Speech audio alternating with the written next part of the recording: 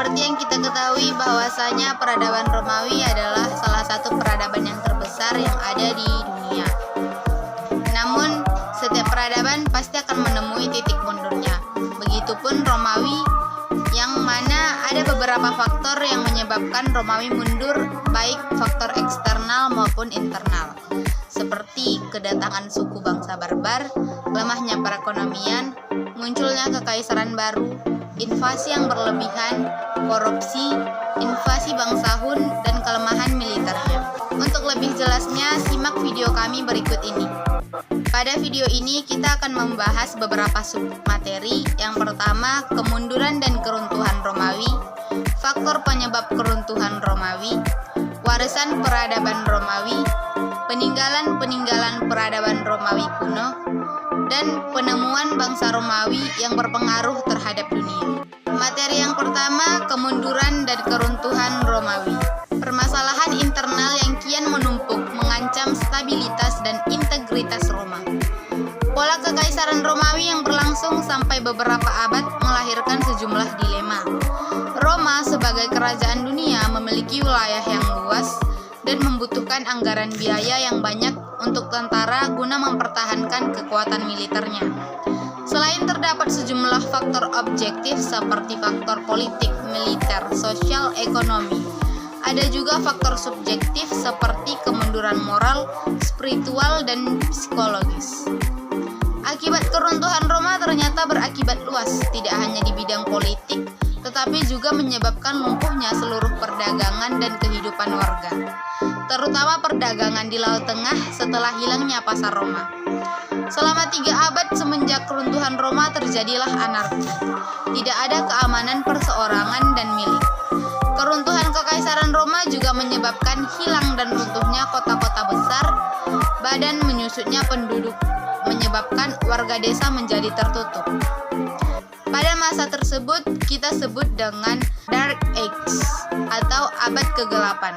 Keruntuhan kekaisaran Romawi adalah proses kemunduran yang disebabkan kegagalan kekaisaran dalam menegakkan kekuasaannya. Kekaisaran Romawi juga kehilangan kekuatan yang memungkinkan untuk melakukan Selanjutnya pada pembahasan yang kedua, faktor penyebab keruntuhan Romawi.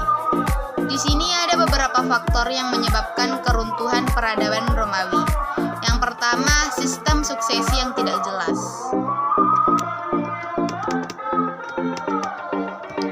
Augustus merupakan kaisar Romawi pertama. Sejak masa pemerintahannya, Augustus tidak pernah membangun sistem suksesi yang jelas yang menyebabkan berbagai masalah, seperti para suksesor yang mengakhiri pelayanannya kepada kaisar. Hal tersebut dilakukan supaya mereka bisa naik tahta setelah kaisar tersebut. Yang kedua, penurunan nilai mata uang dan inflasi. Penurunan nilai mata uang dan inflasi ini terjadi pada masa Kaisar Nero, di mana adanya krisis ekonomi pada masa pemerintahannya. Ia memutuskan untuk menurunkan nilai mata uang Romawi. Selain itu, ia juga mengurangi kemurnian koin Romawi dengan mengurangi jumlah logam mulia di dalamnya. Hal tersebut dilakukannya secara bertahap dan menyebabkan inflasi di kemudian hari. Faktor yang ketiga yaitu invasi barbar. Invasi dari suku barbar adalah gerakan bangsa Jerman yang dimulai sebelum 200 sebelum Masehi dan berlangsung hingga awal abad pertengahan. Invasi ini menghancurkan kekaisaran Romawi Barat dalam prosesnya. Bersama dengan migrasi Slavia, peristiwa-peristiwa ini merupakan elemen pembentukan distribusi orang-orang di Eropa modern. Dalam arti tertentu, kekaisaran Romawi telah dibarikan sebelum invasi barbar dimulai dengan sungguh-sungguh. Tanah yang dibiarkan kosong oleh populasi Romawi yang semakin menipis dijajah oleh para imigran Jerman dan lainnya dari. Selanjutnya, faktor yang keempat, masalah ekonomi dan ketergantungan pada kerja paksa. Ketika Roma diserang oleh pasukan dari luar, kekaisaran ini juga mengalami keruntuhan ekonomi akibat krisis keuangan yang parah. Perang yang terus-menerus dan pengeluaran yang berlebihan secara signifikan mengurus kas pemerintahan. Kondisi ini diperparah oleh pajak opresif serta inflasi yang memperlebar jurang antara kaya dan miskin. Dengan harapan menghindari petugas pajak, banyak anggota kelas kaya bahkan melarikan diri ke pedesaan dan mendirikan wilayah kekuasaan yang independen. Pada saat yang sama, kekaisaran diguncang oleh defisit tenaga kerja. Perlu diketahui bahwasanya ekonomi Roma bergantung pada budak untuk menggarap ladangnya dan bekerja sebagai pengrajin. Akan tetapi saat ekspansi terhenti di abad kedua, pasokan budak Roma dan harta perang lainnya mulai menipis. Faktor yang kelima yaitu munculnya Kekaisaran Romawi Timur. Nasib Romawi Barat sebagian besar ditentukan pada akhir abad ketiga, ketika Kaisar Diocletian membagi kekaisaran menjadi dua bagian, yaitu Kekaisaran Barat berpusat di kota Milan dan Kekaisaran Timur di Bizantium, yang kemudian dikenal dengan Konstantinopel. Pembagian ini membuat kekaisaran lebih mudah diatur pada awalnya, tetapi seiring berjalannya waktu, kedua bagian wilayah itu mulai terpisah. Kekaisaran Timur dan Barat gagal bekerja sama untuk memerangi ancaman dari luar dan keduanya sering berselisih mempersoalkan sumber daya dan juga bantuan militer. Faktor yang keenam yaitu invasi berlebihan dan overspending di bidang militer. Pada puncak kejayaan Kekaisaran Romawi yang membentang dari Samudra Atlantik hingga Sungai Efrat di Timur Tengah, kendati demikian kemegahan tersebut juga menjadi awal dari kehancurannya. Dengan wilayah yang sangat luas untuk memerintah, Kekaisaran menghadapi mimpi buruk administratif dan logistik. Meskipun mereka memiliki sistem perhubungan yang sangat baik, orang Romawi tidak dapat berkomunikasi dengan cepat atau cukup efektif untuk mengelola wilayah mereka sendiri. Faktor yang ketujuh yaitu korupsi dan ketidakstabilan politik. Tercatat lebih dari 20 orang mencoba merebut tahta dalam rentang hanya 75 tahun. Biasanya pergantian penguasa terjadi setelah kaisar sebelumnya terbunuh. Ketika situasi memburuk, kebanggaan masyarakat berkurang dan banyak warga negara Romawi kehilangan kepercayaan. Di sini saya akan melanjutkan materi yang berjudul tentang warisan peradaban Romawi. Namun sebelumnya perkenalkan nama saya Nafani Ramalawi. Nah, seperti yang kita tahu bahwa bangsa Romawi ini adalah bangsa yang bersifat terbuka terhadap kebudayaan luar, yaitu peradaban Helenik dari Yunani dan Helenistik atau campuran peradaban Yunani dan peradaban Timur. Mereka mengadopsinya kemudian dikembangkan menjadi satu peradaban yang baru. Adapun contoh warisan-warisan peradaban Romawi yang bisa dilihat di PPT-KAM. Pertama, perkembangan ilmu pengetahuan. Adapun bagian-bagian dari perkembangan ilmu pengetahuan ini seperti pengobatan, sistem angka, sanitasi, dan juga pelayaran. Yang pertama, pengobatan. Pencapaian ilmu pengetahuan Romawi kebanyakan terjadi dalam bidang pengobatan dan teknik. Sebenarnya dalam bidang sains, orang Romawi tidak begitu banyak berkontribusi karena bangsa Romawi pertama kali mempelajari ilmu pengetahuan dari bangsa Yunani. Makanya sebagian besar dokter Romawi berasal dari Yunani atau merupakan keturunan Yunani. Seperti bangsa Yunani, bangsa Romawi percaya pada 4 cairan tubuh, yaitu empedu hitam, empedu kuning, lendir, dan juga darah. Dan metode pengobatan dengan cara pengeluaran darah. Yang kedua, sistem angka. Bangsa Romawi tidak mengalami banyak perkembangan dalam bidang matematika, namun mereka berhasil menciptakan sistem penulisan angka mereka sendiri. Bangsa Romawi mempergunakan beberapa sistem berbeda untuk penulisan angka. Kadang mereka menulis angka seperti ini, seperti huruf I besar, dan juga huruf V dan lainnya. Di waktu mereka mempergunakan angka Yunani. Contoh karakter dasar angka Romawi bisa teman-teman lihat di dalam PPT. Angka Romawi huruf I besar menandakan nilai 1, huruf I besar menandakan nilai 5, untuk huruf X menandakan nilai 10, huruf L menandakan nilai 50, dan untuk angka 100 disimbolkan dengan huruf C, angka 500 disimbolkan dengan huruf D, dan angka 1000 disimbolkan dengan huruf M. Ketiga, sanitasi. Di kota-kota besar, orang-orang sering sakit karena minum air yang telah terkontaminasi kotoran manusia.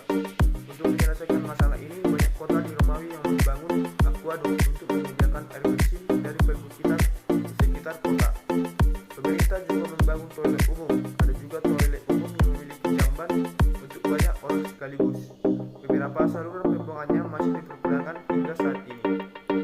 terakhir pelayaran, hingga perang Fenisia pertama pada tahun 264 sebelum Masehi. Bangsa Romawi bukanlah pelaut dan mereka tidak memiliki angkatan laut. Namun ketika mereka harus berperang melawan Kartago yang merupakan keturunan bangsa Fenisia yang merupakan pelaut tangguh, para Romawi pun belajar cara membuat kapal dengan cara meniru kapal-kapal Kartago. Tidak lama setelah itu, pada tahun 100-an sebelum Masehi, Romawi berhasil menaklukkan Fenisia, dan sejak itu kemampuan pembuatan kapal Romawi merupakan keberlanjutan dari pembuatan kapal Asia Barat. Para pelaut Fenisia tetap membangun kapal seperti sebelumnya, namun kini sebagai warga Romawi. Yang kedua, perkembangan dalam seni dan sastra. Dalam bidang seni, contohnya dalam seni patung, bangsa Romawi mengembangkan gaya realisme yang telah mereka warisi dari dunia Helenistik, baik praktek pemujaan maupun kegandrungan mereka untuk melakukan publikasi telah mendorong para kaisar untuk membangun tugu-tugu kemenangan dan patung-patung diri mereka, baik yang utuh maupun setengah badan, di tempat umum di kota Roma dan juga kota-kota lainnya. Para pembuat patung kadang membuat karya mereka sendiri dengan gaya realisme, misalnya seperti patung setengah badan Kaisar Vespasianus, yang jelas dengan menyampaikan kekasarannya, intelijennya yang superior, dan kesenangannya akan humor. Para seniman patung ini sering mengidealisasikan dan memuja mereka patungkan dengan gaya yang berlebihan. Adapun 8 seni patung yang kami paparkan di dalam PPT. Baik, untuk warisan yang ketiga yaitu tentang perkembangan arsitektur. Salah satu hal yang terkenal dari bangsa Romawi adalah kehebatan mereka dalam hal arsitektur. Bangsa Romawi banyak melakukan inovasi dalam bidang arsitektur. Bangsa Romawi menerapkan gaya Etruska dan Yunani yang mengkombinasikan 3 hal yang penting, yaitu tiang, gerbang, melengkung, dan kubah. Sekitar 700 sebelum Masehi, bangsa Etruska memperkenalkan arsitektur Asia Barat ke Italia dan mengajarkannya pada bangsa Romawi. Kini tidak banyak arsitektur Etruska yang tersisa, namun banyak makan bawah tanah mereka yang masih ada, selain juga reruntuhan kuil-kuil mereka. Yang keempat, sistem ekonomi. Masyarakat Romawi berprofesi sebagai petani karena awal masuk mereka yaitu sebagai bangsa petani yang kemudian mengalahkan bangsa Etruska. Kemudian kegiatan yang menjadi faktor penggerak ekonomi Romawi adalah perdagangan dengan ditemukannya bukti arkeologis, yaitu berupa bangkai kapal yang di dalamnya terdapat bukti-bukti yang bermuatan anggur, buah ceri, buah zaitun, dan anggapan berdagang semakin besar. Mereka biasanya menjual hasil panen mereka di pasar kota atau forum komunum. Petani Romawi membayar pajak sebagian dengan uang, sebagian lagi dengan hasil panen mereka.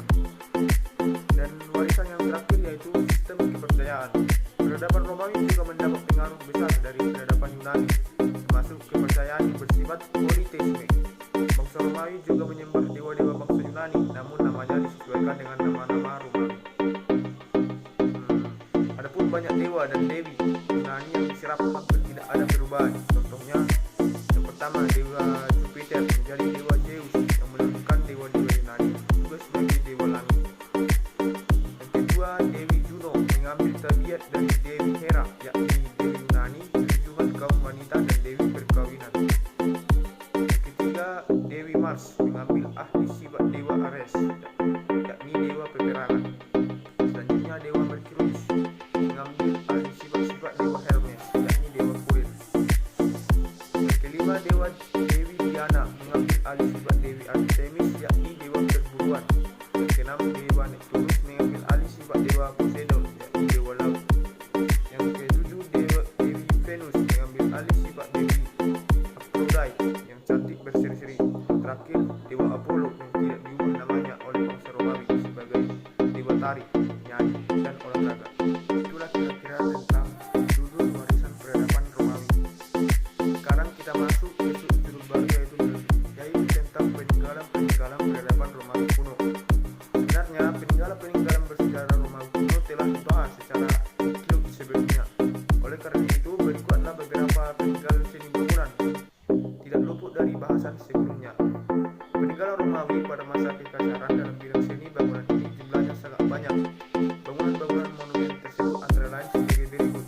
Yang pertama, kuil Zeus yang didirikan di Olympus. Berikut gambar dari kuil Zeus tersebut. Yang kedua, kuil Jupiter Heliopolitanus di Baalbek atau di Syria. Berikut gambar dari kuil Jupiter Heliopolitanus tersebut. Dan yang ketiga yaitu adalah Pantheon. Pantheon ini merupakan sebuah kuil yang kemudian digunakan untuk gereja. Berikut wujud dari Pantheon sekarang. Yang keempat, Mausoleum yang berada di Roma. Mausoleum ini didirikan pada tahun 175 sebelum Masehi. Mausoleum merupakan bangunan yang berupa makam yang indah. Sisi dalam ruang mausoleum dihiasi dengan berbagai ornamen yang indah. Peninggalan yang kelima yaitu teater. Teater ini berada di Pompei, Salona dan juga Asperados. Yang keenam, amphitheater. Berikut gambar dari amphitheater saat ini.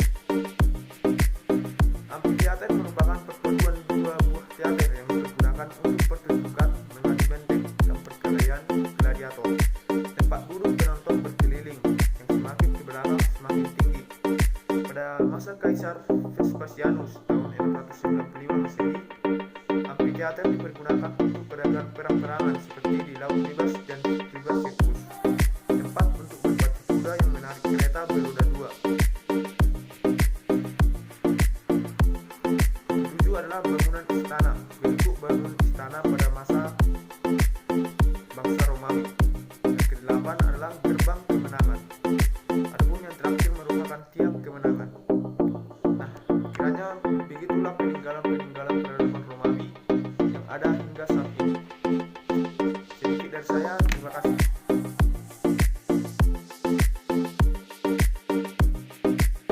Perkenalkan, nama saya Selvi Agustinawaro. Hari ini saya akan melanjutkan penjelasan mengenai penemuan bangsa Romawi yang berpengaruh terhadap dunia. Kekaisaran Romawi memainkan peranan penting dalam peradaban kuno di Eropa, yang pada perkembangan selanjutnya akan sangat berperan dalam membentuk peradaban Barat. Ketika Kaisar Konstantin dari Romawi memutuskan memeluk agama Nasrani, maka hal itu menjadi titik sentral dari perkembangan agama Nasrani di seluruh Eropa. Peranan kebudayaan Romawi dalam membentuk peradaban Barat hanya mampu disaingi peranannya oleh pengaruh kebudayaan Yunani. Berikut 10 penemuan terhebat Kekaisaran Romawi yang tercatat dalam sejarah. Yang pertama, saluran air atau water system. Saluran air Romawi. Romawi mengoperasikan saluran air dalam suatu jaringan yang besar. Jaringan tersebut mengalirkan berjuta-juta galon air. Saluran air menjadi sangat krusial karena melalui persediaan air akan menjamin pasokan air bersih di kota-kota milik Romawi. Memiliki saluran air sepanjang 91 km, maka saluran air milik Romawi saat itu merupakan yang terpanjang pada zaman kuno. Saluran air menyediakan air untuk minum, sanitasi, dan mandi bagi warga Romawi. Dengan demikian, kehadiran saluran air bagaikan urat nadi bagi Kekaisaran Romawi. Pengoperasian saluran air menggunakan konsep sifon terbalik. Penemuan konsep sifon terbalik ini merupakan suatu kejeniusan karena melalui konsep tersebut air bersih dapat disalurkan ke berbagai tempat. Yang kedua, beton. Para teknisi Romawi telah menemukan beton sejak 2000 tahun yang lalu, dan bangunan megah yang dapat menjadi contoh paling konkret adalah kuil Pantheon. Kuil Pantheon seluruhnya dibangun oleh beton. Keunggulan beton adalah ia dapat dibentuk, sehingga dengan beton bangsa Romawi dapat memulai membentuk lengkungan maupun kubah. Yang ketiga, sistem jalan Romawi. Salah satu contoh sistem jalan Romawi di kota Pompei. Penaklukan Romawi terhadap wilayah-wilayah di seantero Eropa dan sampai ke bagian utara Afrika memang sama sekali bukan omong kosong. Demi mencapai penaklukan tersebut, Romawi membutuhkan sarana infrastruktur yang memadai. Sering kita tidak sadari, tetapi Romawi telah membangun suatu sistem jalan yang memungkinkan mereka melakukan gerakan pasukan yang efektif. Total Romawi telah membangun sistem jalan sepanjang 4.000 km. Jalanan-jalanan tersebut telah menghubungkan 113 provinsi yang dimiliki Kekaisaran Romawi. Yang keempat, polis patos. Polis patos milik Romawi. Polis patos dalam bahasa Latin berarti beberapa katrol. Secara umum, polis patos merupakan rangkaian derek yang menggunakan gear untuk menggerakkan katrol. Polispatos membawa kekaisaran Romawi mampu membangun banyak hal. Mekanisme polispatos menggunakan perputaran jangkar besar, lalu perputaran jangkar besar menghasilkan putaran horizontal. Putaran horizontal berfungsi sebagai kerekan yang mampu mengangkat beban. Dan yang kelima, kincir air barbegal. Mekanisme kerja kincir air barbegal. Kincir air barbegal yang terletak di Fourvière, bagian selatan Prancis, merupakan suatu penemuan yang sering disebut sebagai pusat konsentrasi kekuatan mekanik terhebat yang diketahui pada masa kuno. Bangsa Romawi mampu membangun kincir air barbegal dengan memiliki 16 kincir air yang mampu mengalirkan 33 galon air per detik. Kincir air mengalirkan air dari atas bukit ke bawah dan melewati desa. Dan yang keenam, tambang perak Rio Tinto, terowongan Nemi. Para turis sedang berpose di terowongan Nemi yang berada di kawasan Lazio. Terowongan Nemi dibangun pada tahun 5000 sebelum Masehi dan sampai sekarang 2500 tahun kemudian masih berdiri kuat. Kekaisaran Romawi membangunnya di sebelah selatan kota Roma. Yang kedelapan adalah Waduk Basilika. Waduk Basilika di Istanbul, Turki. Dulu adalah bukti kekuasaan dan kehebatan Konstantinopel. Kekaisaran Romawi membangun Waduk Basilika di kota Konstantinopel atau sekarang namanya Istanbul di Turki. Waduk itu menjadi bukti kekuatan Romawi dalam sistem pengairan. Waduk Basilika berfungsi sebagai sumber air dan menjadi bagian dari sistem pertahanan kota Konstantinopel. Waduk Basilika dibangun oleh 7.000 orang budak. Waduk tersebut berada di bawah tanah lalu memiliki panjang 120 meter dan lebar 60 meter. Untuk menjaganya tetap kuat, waduk tersebut disokong oleh 336 tiang meter. Keberadaan waduk sangat krusial karena membantu mengedarkan 22 juta galon air per hari di dalam kota Konstantinopel. Dengan demikian, sejarah mencatat bahwa Waduk Basilika yang dibangun pada abad ke-6 Masehi merupakan suatu cikal bakal sistem pengairan modern. Dan yang ke-9, Jembatan Sungai Rhine. Jembatan Sungai Rhine dibangun oleh Julius Caesar pada tahun 55 sebelum Masehi. Caesar membangun jembatan tersebut dalam rangkaian penaklukannya, terutama saat itu menaklukkan suku Germanik atau saat ini masuk dalam wilayah Jerman. Saat itu usaha pasukan Caesar terhambat Sungai Rhine. Caesar kemudian memilih tidak untuk memutar jalan, malahan ia memerintahkan pasukannya untuk membangun jembatan untuk menyeberang ke sisi lain Sungai Rhine, melakukan sesuatu yang seperti mustahil pada saat itu. Jembatan Sungai Rhine kemudian dibangun sepanjang 400 meter dan berdiri di atas kedalaman Sungai Rhine yang mencapai 9 meter. Jembatan menggunakan bahan kayu, derek kayu, dan pasak, dan melalui improvisasi, pasak-pasak kayu yang besar ditanam sampai ke dasar sungai. Pasak-pasak tertanam tersebut yang nantinya menjadi fondasi bagi lapisan-lapisan kayu yang diletakkan di